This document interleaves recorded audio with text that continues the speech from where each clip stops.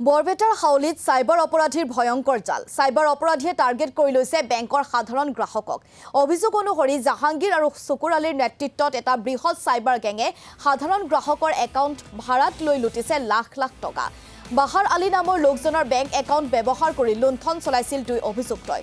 হাউলি আৰক্ষীয়ে ইতিমধ্যে গ্ৰেপ্তাৰ কৰিছে চকুৰ আলীক, কিন্তু ৰহস্যজনকভাৱে আনটো অভিযুক্ত জাহাংগীৰক গ্ৰেপ্তাৰ নকৰাক লৈ সৃষ্টি হৈছে প্ৰতিক্ৰিয়াৰ। রাতে 11টা বাজে মোক ফোন মারছে মোক খালি কলে যে তোমার একাউন্টত পয়সা সোমাই দিম, মোক পয়সাখানি উঠে দিয়া।